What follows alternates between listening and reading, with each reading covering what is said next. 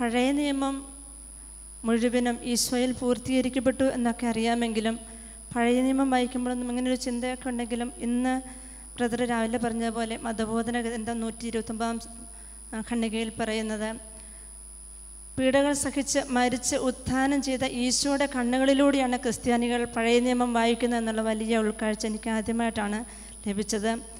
അതുപോലെ തന്നെ യെശയ്യാ പ്രവാചകൻ്റെ പുസ്തകം 6:11 ഇതും ജ്ഞാനത്തിൻ്റെ പുസ്തകം 6:11 ഇടകലർത്തി പറഞ്ഞത് വളരെ സ്ട്രൈക്ക് ചെയ്തു. മനസ്സിന് ഭയങ്കര ഒരു ഉൾക്കാഴ്ച അതിൽ ലഭിക്കാൻ സാധിച്ചു. അതുപോലെ എനിക്ക് മനസ്സിലായി ഈശോ എനിക്ക് വേണ്ടിയാണ് പ്രഭാതത്തിൽ ആ ജ്ഞാനം സ്പെഷ്യലായിട്ട് ഒരുക്കുന്നത്.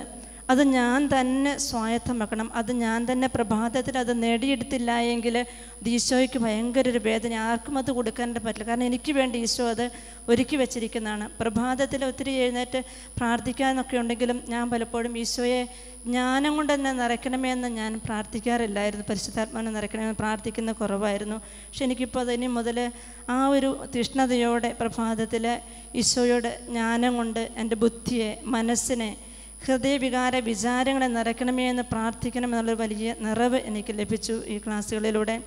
അതുപോലെ വചനത്തെ തീവ്രമായിട്ട് അഭിലഷിക്കുമ്പോൾ ജ്ഞാനം ലഭിക്കുമെന്നും ആ ജ്ഞാനത്തെ എത്രമാത്രം സ്നേഹിക്കുന്നുവോ അപ്പോഴാണ് അവളെ നിഷ്പ്രയാസം തിരിച്ചറിയാൻ സാധിക്കുന്നതെന്നും അവളെ ഞാൻ തേടുമ്പോൾ മാത്രമേ എന്നെ തേടി ജ്ഞാനം വരികയും അവളെ പെട്ടെന്ന് കണ്ടെത്തുവാനായിട്ട് സാധിക്കുമെന്നുള്ള വലിയ ഉൾക്കാഴ്ച എനിക്കിതിലൂടെ ലഭിച്ചു. അതൊക്കെ വായിച്ചിട്ടുണ്ടെങ്കിൽ ഇതുപോലെ ഒരു അനുഭവത്തിലേക്ക് കടന്നു വരാൻ സാധിച്ചത് ഇന്ന് ഈ ക്ലാസ്സുകളിലൂടെയാണ്. അതുപോലെ തന്നെ പ്രാവുകളെപ്പോലെ നിഷ്കളങ്കയായിരുന്നാൽ മാത്രം പോരാ, സർപ്പങ്ങളെപ്പോലെ വിവേകിയുമായിരിക്കണം. എപ്പോഴും വചനമൊക്കെ വായിക്കുന്നവരുടെങ്കിലും ഇതുപോലെ ഒരു നിറവിലേക്ക് കടന്നു വരാൻ സാധിച്ചത് എന്നാണ് എനിക്കൊരു പ്രത്യേകമായിട്ടുള്ള ഉണർവ് ആണ് ലഭിച്ചത്. പിന്നെ ലോകത്തിലേക്ക് ഇറങ്ങുന്നതിന് മുൻപ്, അതായത് പ്രഭാതത്തിൽ നേരത്തെ എഴുന്നേറ്റ് ജ്ഞാനത്തെ വിളിക്കുമ്പോൾ ലോകത്തിലേക്ക് ഇറങ്ങുന്നതിന് മുമ്പ്, ജഡിക പാപങ്ങളിലേക്കൊക്കെ കടന്നു വരുന്നതിന് മുമ്പ് തീഷ്ണതയോടുകൂടി